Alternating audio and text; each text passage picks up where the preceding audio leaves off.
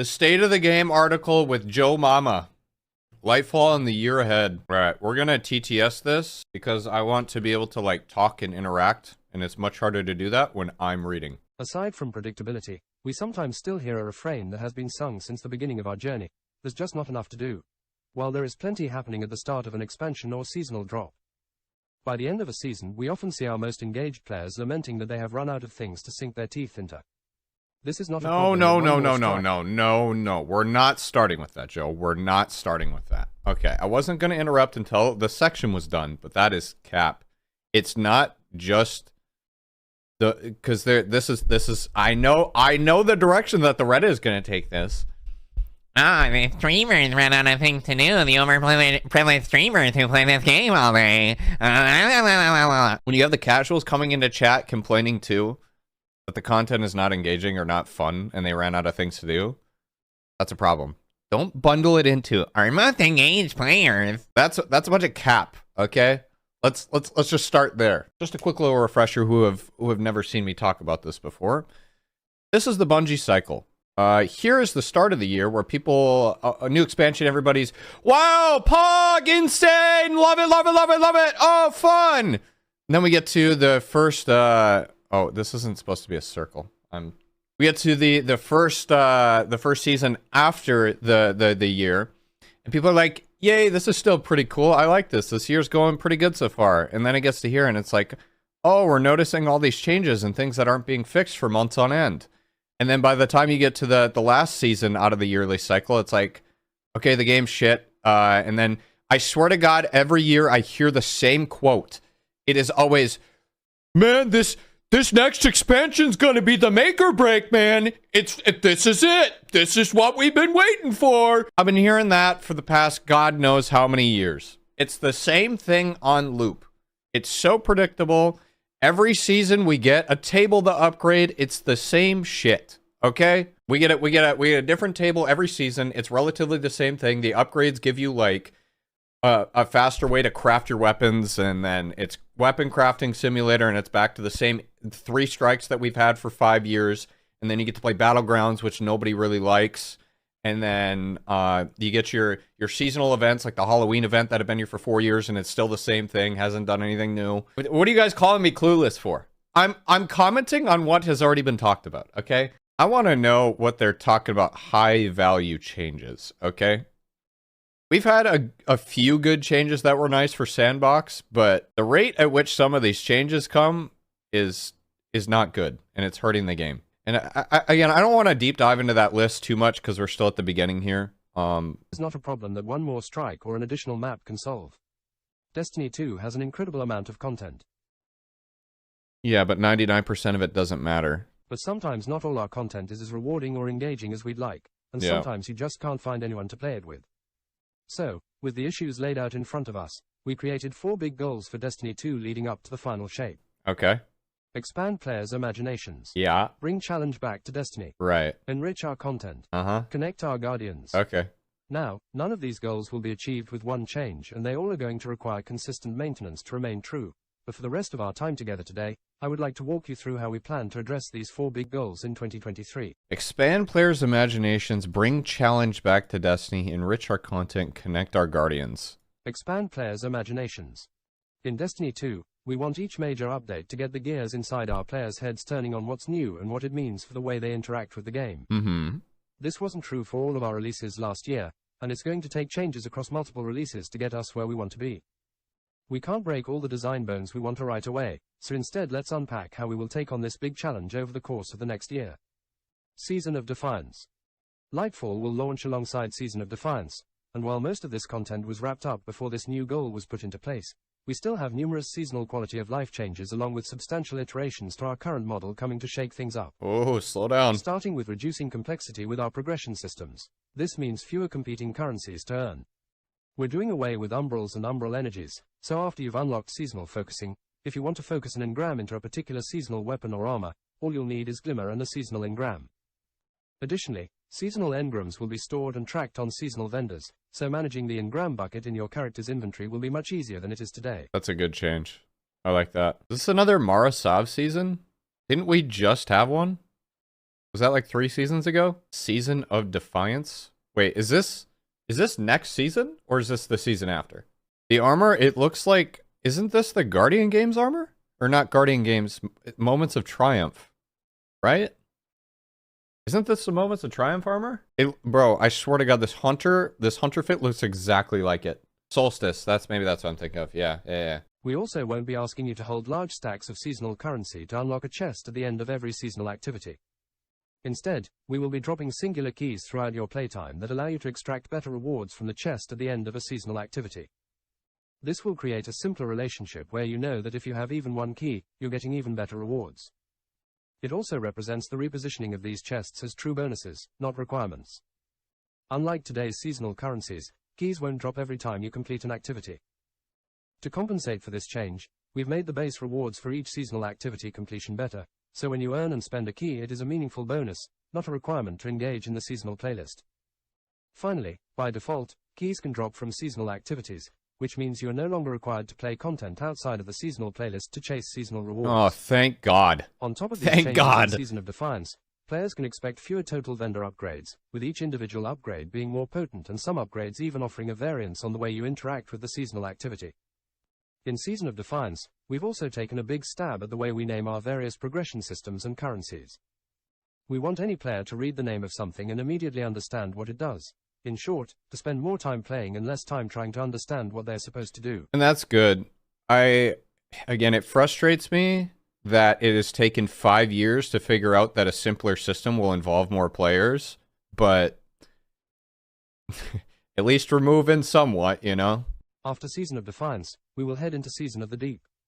Spoilers! With some time under our belt to react to recent player feedback, Season of the Deep will not feature a vendor upgrade paradigm. Oh, the same let's will go! be true for the following season. This doesn't mean players will never see a vendor upgrade system again. No, that's fine. Means we want you to create can get rid of them. Experimental frameworks. No, that's fine. You can delete them. Of different systems for players to show their investment into seasonal content.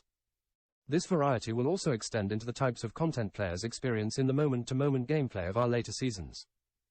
In both Season of the Deep and Season 22, the team is pushing the envelope to create more fresh activity experiences, like when we first unveiled the Shattered Realm in Season of the Lost or debuted Battlegrounds in Season of the Chosen. One thing we want to continue from last year is casting a wide net when it comes to the themes and fantasies our players can expect with each release. Lightfall already has a very different tone and setting from the Witch Queen, and we want to continue this tonal variety in our seasonal content. Not really. From Reapers to Pirates to Cowboys, last year's seasons proved that Destiny 2 can encompass experiences that contain wildly varied inspirations, and we are committed to the adventures in Lightfall's collection of seasons feeling just as thematically fresh from one another as they did last year. These stories, progressions, and themes aren't the only way we think we can stretch the player imagination space. Some of this is going to come from putting new systems into Destiny 2 or revisiting systems that aren't quite hitting the mark.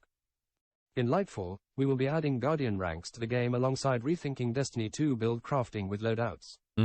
While we aren't going to go deep into either of those systems here, they both represent new lenses that we want to continue to apply to Destiny 2. For example, Guardian ranks aim to be the effortless way Guardians share their place in their journey with one another. No longer will the number next to your nameplate be a representation of how much you've grinded the season pass. Instead, it's a representation of your experience as a Guardian and the challenges you've faced and overcame. That's bullshit. That is bullshit. Let's stop. You know how I know that's bullshit? Because they've said this before. Originally, above your head was your experience level before they got rid of it.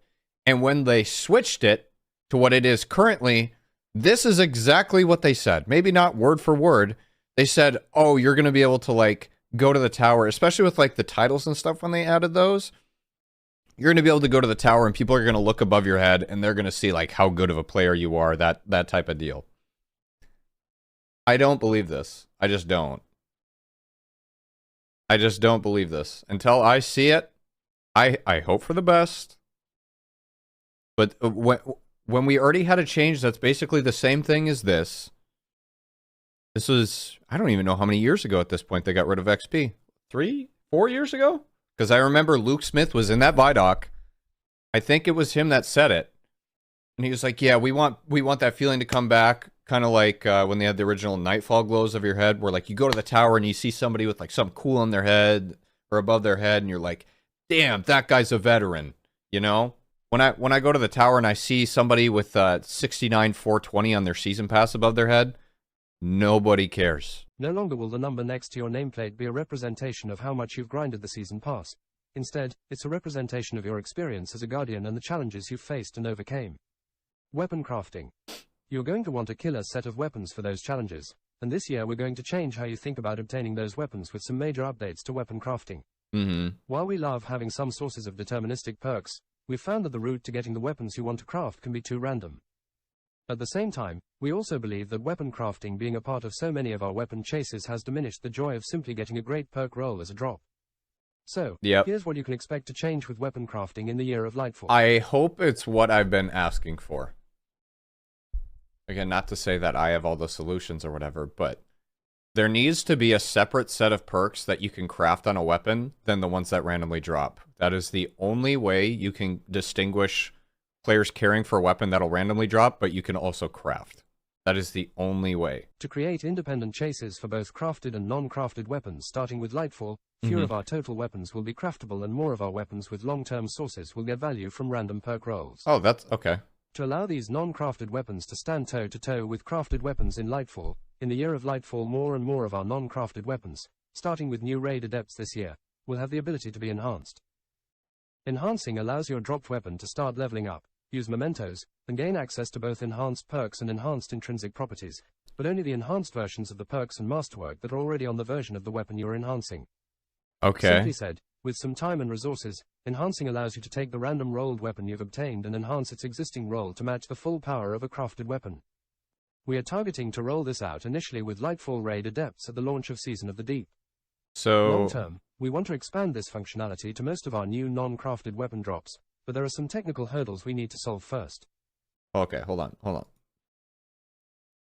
They're kind of killing crafting by doing that. Not that I'm against it, because crafting has just been a pain in the ass anyways. As someone who has been trying to craft every single weapon with double enhanced perks, it's a pain in the ass. But now, if you get a weapon that is like a really good roll from a raid, instead of having to go craft it to get the like slightly better version, you get 1% better weapon, you can just go enhance the one that you already got to drop.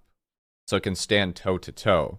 So in theory, if you just have good drops, you won't need to craft. Crafting is almost a failsafe at that point to protect you from getting really bad RNG. If they keep the red border system the same, if it takes you like 5 raid weapons to craft one weapon, or five of the same red raid weapons to craft one raid weapon. That is not the route that I thought they were going to take. It's very interesting. For crafted weapons, we will have some additional changes planned. You will never see deep sight on a weapon unless it is something you need to make pattern progress on. When you see a red border in-game, you will know it's valuable. Targeting Season of the Deep, what does that mean? We will also be adding a mechanism to activate deep sight on any craftable weapon they do not have the pattern for. Finally, we want to tackle one more thing out of game to help with our goal of expanding the player imagination, and that's giving our players a little more of a sneak peek into releases before they hit the servers. So, while some of our releases this year will still be kept secret until they hit players' machines, others, like Season of the Deep, we'll preview and share key details ahead of time. So they're finally doing a test sandbox, huh? Finally? After 8 years, we're finally getting a test sandbox, huh? At least that's what I'm hoping they're hinting at. Okay, let me go over this. You'll never see deep sight on a weapon unless it's something you need to make pattern progress on. Okay, I guess that makes sense. Since they're getting rid of the resonant element, it makes sense. When you see a red border in-game, you will know it's valuable. Targeting Season of the Deep, we will also be adding a mechanism to activate deep sight on any craftable weapon they do not have the pattern for. So you can make a weapon into a deep sight if it's not. If you need the pattern progress for it. I feel like they could have worded that a little bit better. It's a little confusing. Okay, I originally read this as a PTR, but I don't think it's a PTR. I got too excited. I got too ahead of myself. So while some of our releases this year will be kept secret until they hit players' machines, others like Season of the Deep will preview and share key details ahead of time. It just means less secrecy? Yeah. Like if they're just giving us more insight into a season before it comes out, why does this need... We could have all the variety in the world, and that wouldn't matter much if we weren't also making sure that the content our players spend the most time with is engaging and interesting. There's a lot that goes into making a piece of Destiny content engaging, but at the Chewy Center, it's challenge. Yes, it is. Last year, we spent a lot of time bringing all our subclasses up to the Stasis 3.0 standard. During that time, Not only did our abilities become more powerful, but their synergy with weapons and gear raised the total power tide for all boats. The result of these changes is a game with a more compelling RPG, but at times low levels of challenge in our core content. With a player base as large as Destiny's, the right level of difficulty is going to be different for everyone. While we are still committed to offering multiple difficulty levels in content such as our campaigns, nightfalls, secret missions, dungeons, and raids, we feel like the baseline challenge in most of our content is just too low. It took you 5 years to realize that? They're admitting it and fixing it. That's the thing, man. I know people are going to try and grill me for commenting on that. Well, now they're trying, okay? So it's fine. Back off, Sweat. Am I not allowed to be frustrated? The things that players have been expressing for God knows how many years, and now they acknowledge it. It's like, oh, hey, I mean, better late than never, but at the same time, it's like, dude, can they please just listen to their players for 5 minutes? And it like the part that bugs me about these state of the games is we never get these unless their numbers start to get low, and less of the bread is coming in the door. That's the honest truth. The last time we got a state of the game was like, when was the last time we got a state of the game? Was it pre-Forsaken or was it post-Forsaken? We do not get them once a year. That's cap. I remember there was one in Hunt, and then there was one in the Curse of Osiris. Those are the only two I remember. Because you're filled with anger. Yeah, dude. Total anger. It's not frustration. It's anger. God forbid anybody confuse frustration and honesty with complaining and anger, right? Frustration clouds your judgment sometimes. I would agree. But I try not to let that happen when I'm giving like real feedback on this game. Like if I'm giving feedback on this game, I want it to be as objective as possible with the intent of trying to make the game as enjoyable for the biggest amount of people possible. Anybody in this game is entitled to be frustrated, but when people act like streamers aren't allowed to voice their opinions, and it's the most hilarious thing to me. Well, here's the thing. I would rather things be too hard than too easy. And the reason I say that is because it gives people an incentive to get better at the game rather than just playing it and going through the motions. Because that's what the past couple of years have been. I would love if I could go back and prove that point. Because people will say, oh no, it's just because you're good at the game, you have this take. You can wipe my brain memory, I could come back to this game and still have just as much fun as when I first started, probably. Like learning it, and the fun part is learning it and getting better. Bringing challenge back to Destiny requires a two-pronged approach. If we just tuned up our enemies across the game, we would start to encounter issues where combatants frequently one-shot players and would feel super spongy. As a result, even more relaxing content would require players to conform to the most meta Guardian loadouts. On the other hand, if we were only to tune the player's efficiency, the RPG elements would start to feel like they matter less, and Destiny might start to lose its essential fantasy of being this powerful battle wizard in space. So instead of focusing just on one vector, we're going to take measured approaches in both the player's toolkit and the strength of our monsters. Okay. Let's start with the player's toolkit. Across both PvE and PvP, we believe that abilities dominate too many engagements due to potency, which we don't want to nerf, and uptime, which we do want to tackle. Destiny is a game about guns and powers. We want both to shine. So, starting with Lightfall, we are moderately increasing ability recharge time across a wide selection of our abilities as mentioned in the ability tuning preview last week. We've also noticed that enemy combatants just aren't hitting as hard as we want them to, especially against max resilience guardians. So we're adjusting the amount of damage resistance granted by resilience and increasing the energy cost of resilience mods from 1 to 2 for minor mods and 3 to 4 for major mods. Fringe. Okay, there was something in here. As a result, even the most relaxing content would require players to conform to the most meta Guardian loadouts? No, this is not true. This is them not looking objectively enough and having enough knowledge. It's human nature to do things the most lazy way, but most efficient possible. Like if you put it on like an X and Y axis, you have like laziness and time efficiency. They're gonna find that sweet spot in there. And a lot of it just so happens that a lot of the best guns are also some of the easiest to use. That just do ridiculous amounts of clearing or ridiculous amounts of damage with 0 brain cells required. So I don't think that has anything to do with conforming. I really don't. I mean, it kind of does, but it's not as like, I don't know. That's a difficult conversation because it's like I feel like a lot of the result of conforming is because there's a big discrepancy between guns that are good and guns that are great. And often, again, guns that are great require zero brain cells, and a lot of the guns that are just good actually require a lot more thinking than these weapons up here. That's an issue.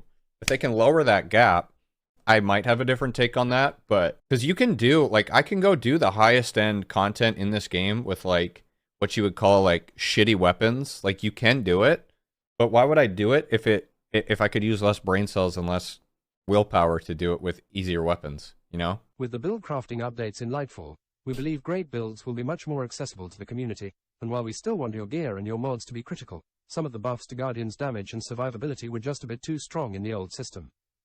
And so we've taken this opportunity for a balancing patch to gear-driven buffs. Now, I know those last paragraphs might have been scary to read, but we don't think these changes are going to be a big swing of the balance pendulum. More than anything, this is about reining in some unintentional power creep that we saw over the last year. Yeah. We're committed as always to making your Guardian feel like the ultimate monster killing machine, and I'm confident that with Strand, our new build crafting updates, and a suite of new weapons coming in Lightfall, you will all be making Zavala and Shax very proud. Enemy mine. But I promised a two-sided approach to challenge, so let's talk about how things will be shaking up with enemy difficulty.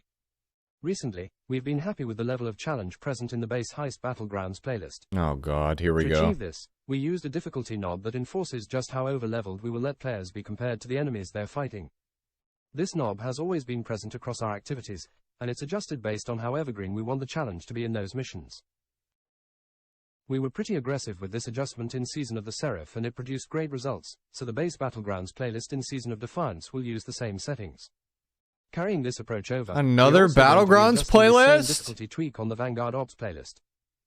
We aren't going to set this playlist knob to a level quite as intense as the Battlegrounds playlist, but we do want to use this setting to make Vanguard Ops a lot more engaging to the average Guardian starting in Lightfall.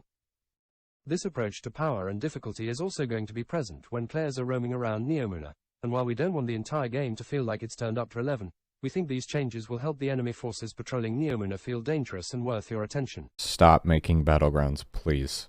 Base Battlegrounds playlist and Season of Defiance. Oh, am I wrong in saying that Battlegrounds literally just feel like Walmart strikes? Didn't they just, like, at the top they were saying something about, like, how they don't want to put more, like, enough, or they don't want to put too much effort into, like, making strikes? They're treating these as strike. I don't know. They frustrate me. I don't like Battlegrounds that much. There's some of them that are okay, but, like, I don't play a Battleground and, like, damn, that's iconic, you know? I don't think I'll look back and be like, oh, dude, that was my favorite Battleground. It doesn't have, I don't know what it's missing, man. It just doesn't have that, like, sparkle effect. It feels lazy. It's in reused areas. There's just nothing really exciting about it. Like, I do like that they're trying to, like, increase difficulty. That's cool. But I don't know if, like, making the Vanguard Ops playlist is a great place to start. You may have noticed that we have been experimenting a lot with our power settings over the last few seasons, and we are planning on taking on even more experiments this year. We think that there are some major issues with power in Destiny 2 and how it prevents players from seeing some of our best content, so we'd like to make a big change to the system in the final shape. However, to understand more about how our changes could be improved, we want to keep tweaking our power settings over the year of Lightfall. Some of these tweaks might be found in our back end with little transparency to the average Guardian, while others will be front and center. For example, when Lightfall launches, we will have a power climb that is very similar to that in the Witch Queen, but later in Season of the Deep, we don't plan to raise the power or pinnacle cap at all. Enrich our content. With all these changes to power and pursuits, we also want to make sure there is plenty for players to sink their teeth into over the next year. For the last few years, we've been trying to attack this problem by trying to squeeze one more morsel of new content in each release. But I think we can get better results with a different strategy, making the existing depth of incredible content in Destiny 2 more valuable to new and returning Guardians. I know a lot of you guys are saying dub, but I'm kind of 50-50. We're not raising the power pinnacle cap at all with the next season. They're like, okay, so on one hand, they're like further solidifying the fact that you have to, that it's just grind for the raid, and then you don't grind again after that. So, you know what that's doing is it's throwing the raid on its own little pyramid and making that shine above basically anything else. If power climb is gonna exist in the game, it shouldn't just be for raids. I know there'll probably be like a mission or something in in Lightfall that you probably also power climb for, or Battlegrounds, but I don't know. Dude, I'm so conflicted on that. So with getting rid of like the power and Pinnacle climb for a season launch, you're also leaning on the fact that the content is actually gonna carry the season, because that's one less thing to do during a season. Honestly, like as much as you might or might not like the power grind during any season drop, it was something to do. So that's one other thing that we're getting taken away. So if they're going to take that away, they better be adding something new and unique to replace that. You can't just take. You have to take and give. Let's start with one of our most evergreen rituals, the Crucible. Oh, great. Player versus player combat is here to stay in Destiny 2, as we think it's one of the most inherently replayable parts of the Destiny experience. Last year, not good. we injected several new modes into PvP, from Rift to Eruption to Fortress. No. Modes to get more face time in the core ritual experience, but we're not done adding variety to the ways you engage with PvP. Listen to me, Joe. Did you really just have the fucking audacity to call Rift new? You bundled it in with the other ones that were new. Eruption's cool. I like Eruption. Fortress, hot, steamy dog shit. Rift is not new. Don't fucking sit there and try... No. We're not doing that. We're excited for some of these game modes to get more face time in the core ritual experience, but we're not done adding variety to the ways you engage with PvP. In Season of Defiance, we're looking at getting Countdown back into the game along with a respawn variant of the game mode we call Countdown Rush, where players must defuse both bombs on the map before the round ends. We also aim to run a series of Crucible labs, including a mode where the player's sandbox is dramatically changed. Weapon damage, ability uptime, and even ammo are all adjusted in a new mode tentatively titled Checkmate Control. This mode will reward players who use their smarts and their skills. So, if the only way the enemy has been able to shut you down in the past is a solo blade barrage, they might be in trouble.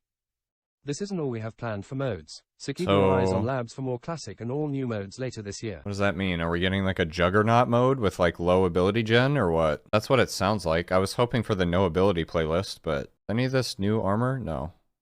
I thought they were going to tease new armor. This is all old armor. Now, we think that a steady stream of novel game modes, and a reining in of player power is going to do a lot for the health of our PvP ecosystem, but we're still committed to keeping true to our Crucible maps plan, which means the arrival of Meltdown in Season of the Deep.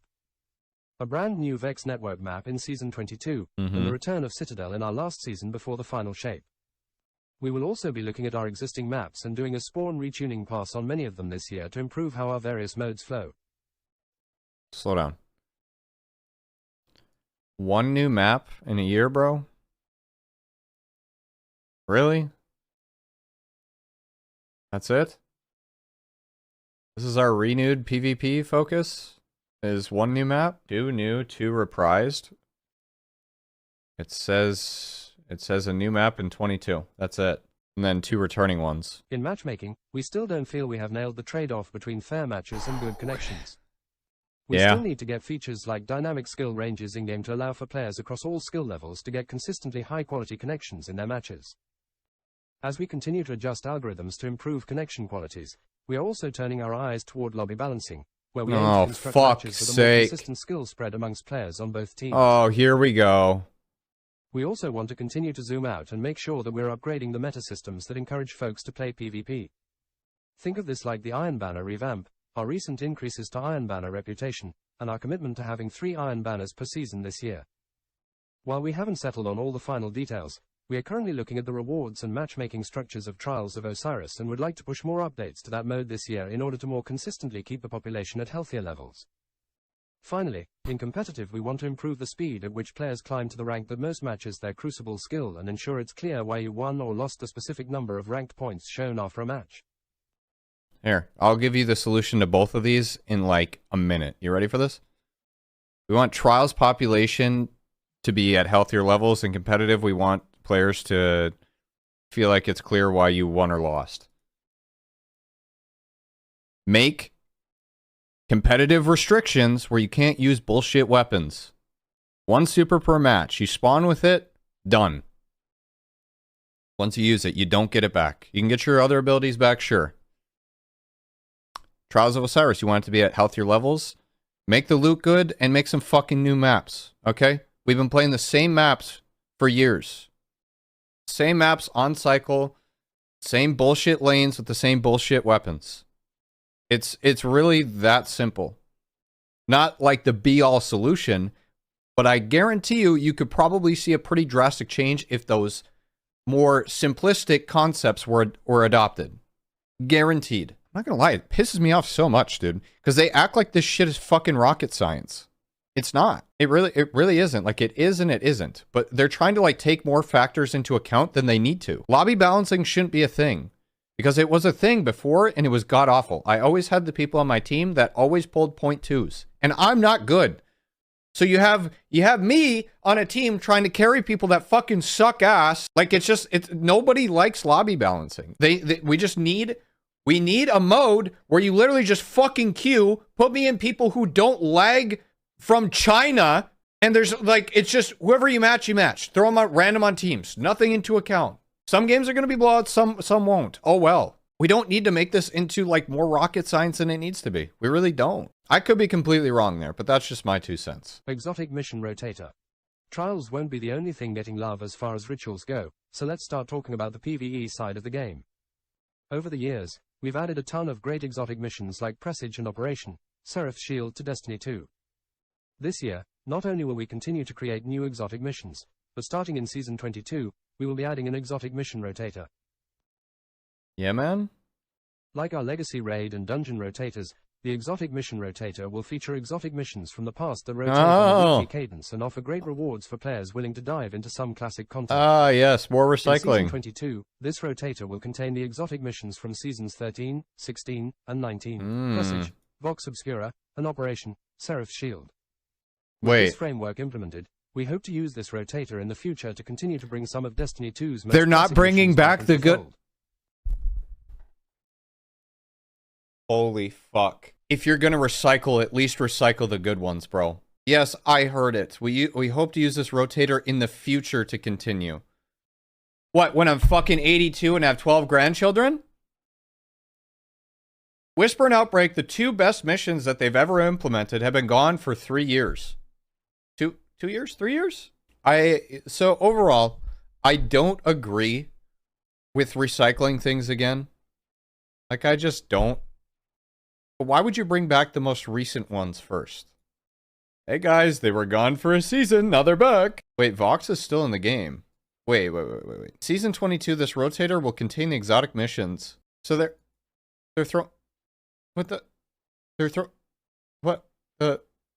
So by bringing back, we're bringing back the one that was missing. The least popular one from all the ones that are missing. We're bringing it back and throwing it in a rotator with the other 2 that are still in the game. It's more variation for a small investment, so I think it's worth it. See, I would normally agree with you, bro, but they've done this for so many things where like they just bring things back, but there's like no reason to do it. Like them throwing battlegrounds into strikes or whatever they named it, Vanguard Ops. How do you guys feel about them just recycling more stuff?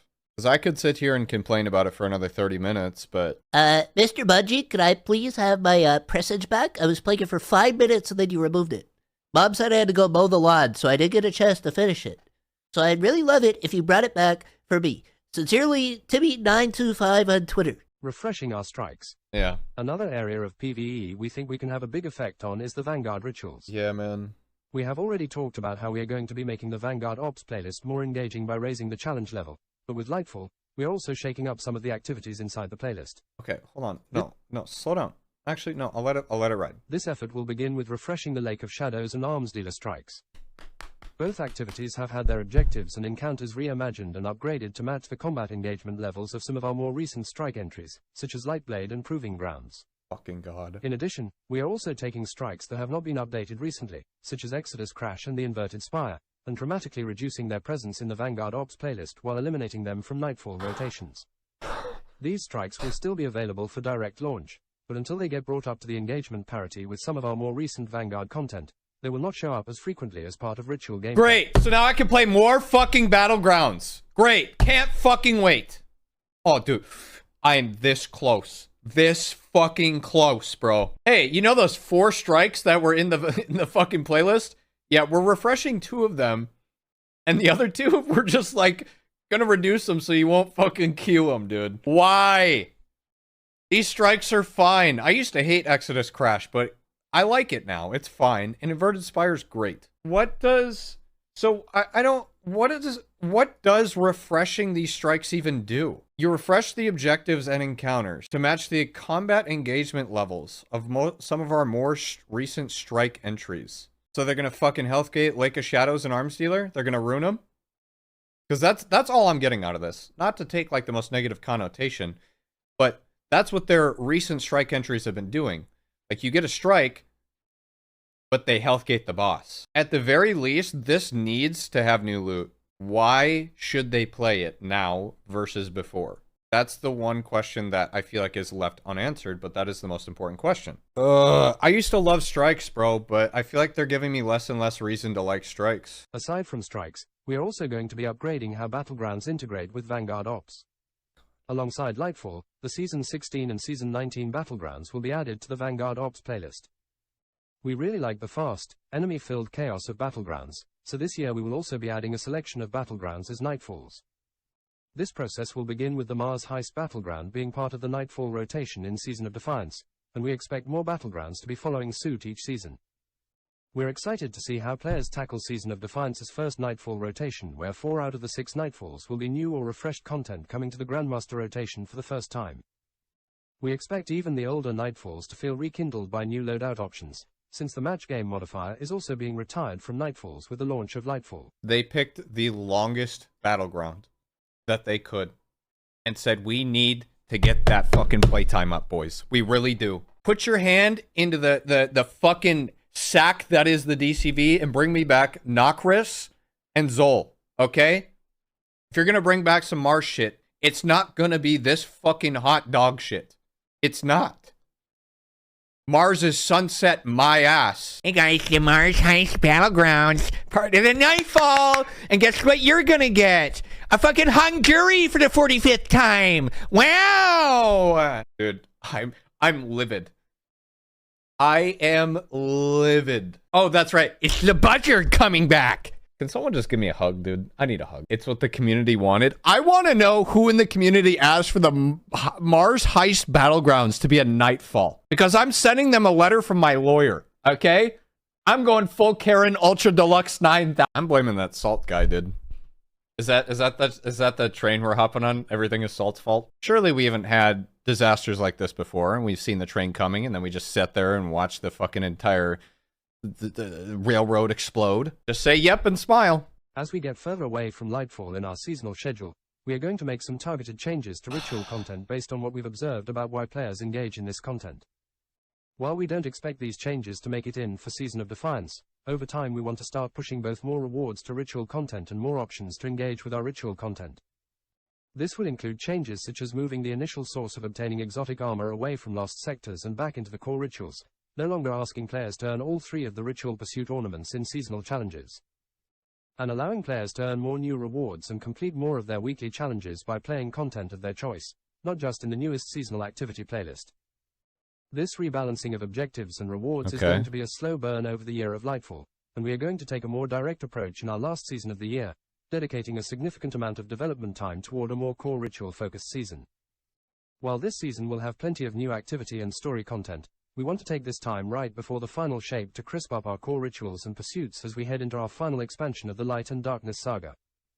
This last seasonal effort is just now getting underway, so expect more details as we get further into the year. Epic. Yeah, it's interesting. Doesn't really give too much detail there. I don't really have anything to add to that. Somebody said something about, like, imagine, like, something about, yeah, enjoy paying $100 for content that becomes irrelevant after a year. I don't think the thing that people realize is, like, yeah, you pay $100 for it, but you're paying to be entertained. You're not paying to keep something necessarily. Like, if it was something really good and they removed it, I would be mad. But like, if they removed the shitty parts of like something that I pay for, sure, I don't really care. Like, you're paying $100, 12 months. You're paying like $8.50 a month or whatever to be entertained. That's all you're paying for. You don't think about it something that you're keeping. You're not investing $100 into like a fucking commodity or something. I don't know. Like, you probably pay more for your fucking OnlyFans subscriptions a month. A lot of what we have planned for this year is right around the corner, including big features like commendations and guardian ranks with the launch of Lightfall. The commendation system is the first step in creating stronger connections between guardians this year. It can be hard to reach out to someone you don't know. Commendations are an icebreaker, a simple way of saying thanks to players that you appreciated playing with. Over time, Chat, you guys players better will accumulate juice a me ton up. of different commendations that help build a story for how others in Destiny 2 perceive you. Certain commendations like Paysetter and Saint's Favorite are only available to be given in Trials of Osiris, while others like Perceptive and Knowledgeable are given out in raid and dungeon content. Eventually, the commendations you earn will become a history for where you've been and what you've done. With the commendation system, those at the highest levels of Guardian ranks will have proven to be folks that are consistently appreciated by others in the community. Sometimes it will be because they are the kinds of people willing to do the heavy lifting when organizing a large group of players. Sometimes it will be because, even if they aren't the kinds of people comfortable speaking up, they're always doing what needs to be done to help the group overcome the obstacle in front of them. Over the last few weeks, I've been playing a bunch of heist battlegrounds, and every so often I'll get matched with a pair of folks that I have a lot of synergy with, and we will end up absolutely crushing the hive infestation. This joy has come with this tiny sense of regret that I'm not living just a few weeks in the future and able to pass along a couple of commendations to show my thanks. I can't wait for Lightfall to be in everyone's hands so we can all have the opportunity to show gratitude to our fellow Guardian. Nice chat. Commendations represent nice just the chat. first step of reaching out to one another. If players want to generate a deeper relationship, they need the opportunity to communicate. Over the last few years, Destiny 2 has often felt too lonely for those who aren't playing with folks they know. In order to improve this, we'd like to invest in the overall chattiness of Destiny 2. This is not something that's going to happen right away with Lightfall, but we want to start opening up more lines of communication between our players this year. To start, we want to change our game-wide text chat channels from opt-in to opt-out. What this means is that more players will naturally be put into our text channels, No, I'm so good. you have more frequent opportunities to reach out to a fellow Guardian. Over time, we'd like to continue to invest in deeper chat moderation, better filtering, and bigger features like speech-to-text. No, We no, think that text chat is a great way for no. players to communicate with one another at their own No. pace, while still retaining some anonymity. This does not mean that text chat is going to become required for Destiny 2. We still plan on allowing anyone inside Destiny 2 the ability to opt out of text chat entirely, meaning they will Yes. never automatically be added to a social text chat. Thank God. We also plan to allow anyone the option to quickly leave channels on a case-by-case basis if the chat is trending in a way that makes the game experience worse. This is all going to be very new for Destiny, so I expect that we will be learning a lot from these first few steps and tweaking our plans with chat and how open various channels are as we go forward and get feedback from all of you. It's not TTS, it's STT. Oh, so you can put like a little voice message in your text chat? So kind of like an iPhone thing? Dude, because you know what's gonna happen? You're gonna have the guy you're gonna fucking roll him in Crucible and you're gonna get a message from him. That's like a little audio thing. You're gonna click it and you're gonna hear it's text, not speech. Oh wait. So wait, you speak and then it types? So I don't want that shit listening to me. That's even worse. Oh, okay, I read it wrong twice. But still, I'm opting into none of those. Dude, they're gonna start listening to what you say in game. You're gonna say the game is shit, and then it's gonna give you like 20-minute queue times. They're gonna automatically swipe your credit card in Eververse and spend $10,000 on silver. Jokes, by the way, jokes. FIRETEAM Finder. The last piece of our social puzzle for the year is our biggest, Fireteam Finder. Initially, we hope to get our take on a first-class in-game looking for group tool in players' hands this summer with Season 22, alongside our next reprised raid, making a perfect pairing for new raiders. But as our plans became more solidified, we realized that the features needed to create a truly top-notch LFG experience were going to require a bit more time. So, while that reprised raid is still coming out this summer, we're pushing Fireteam Finder out to our final season of the year alongside a brand new dungeon.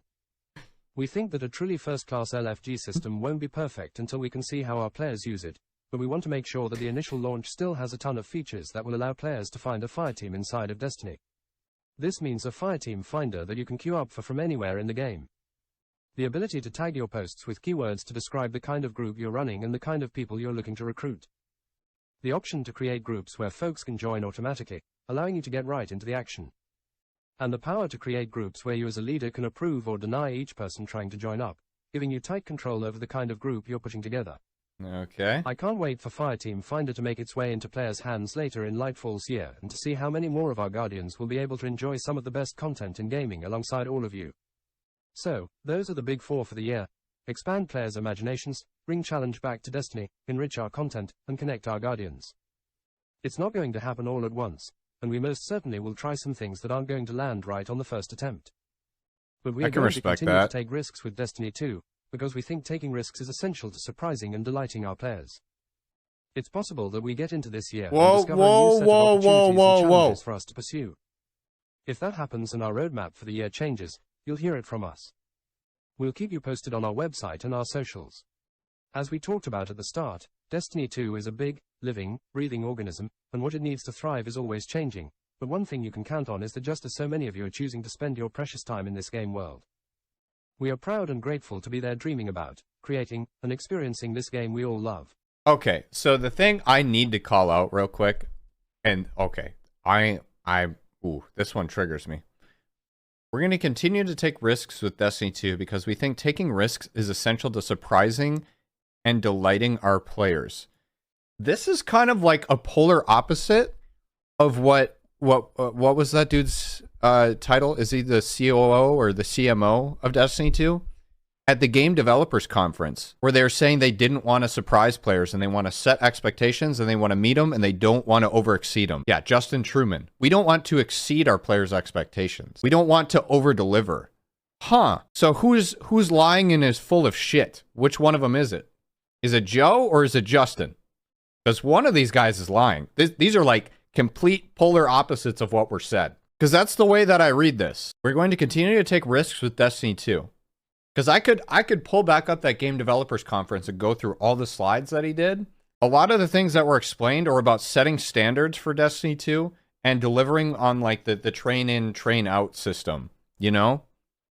Constantly delivering and nothing about taking risks and surprising and delighting our players. So maybe they finally turned a new leaf. Maybe this is just talking about PR. I don't know. I'm going to be honest, I have a little bit more faith in Joe than I do Justin.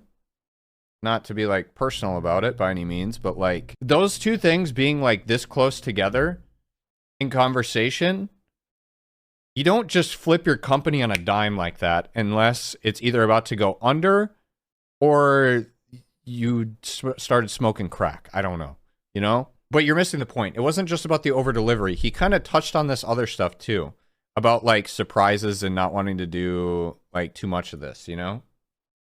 But Joe makes it sound like they're going to go out of their way to continue to surprise players and take risks.